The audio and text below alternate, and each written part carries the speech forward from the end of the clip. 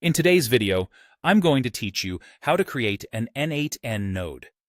Let's jump right into the process, which should take us about 5 minutes. First, go ahead and open your web browser.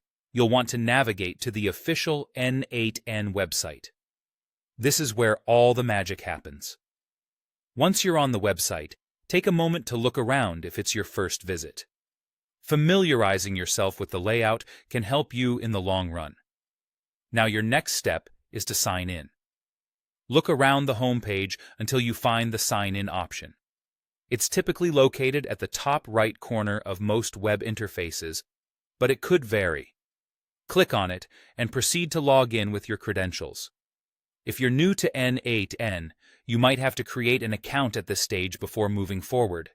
With your successful login, you'll then be on your N8n canvas. This is the workspace where you can begin to create your workflow automations. Now, move your attention to the Nodes panel. To access this, locate the plus icon. It should be visible at the top right of your screen or sometimes in the middle. Go ahead and give it a click. Imagine this as your toolkit. It's where you'll find the components you need to build your automated processes. Next, you'll want to search for the node you desire to add to your workflow. Enter the name of the node in the search bar. This makes it quick and easy to find exactly what you're looking for, especially if you already know what's needed for your project. Once you've found the node, check if there's a verified community version available. Verified nodes are community contributions that have been tested and reviewed, which generally means they're reliable and functionally sound. If a verified node appears in your search results, select it to view more details. You will be able to see a description and potential use cases, providing insight into how it will function in your workflow. After verifying the details and ensuring that it's the node you need, proceed to install it.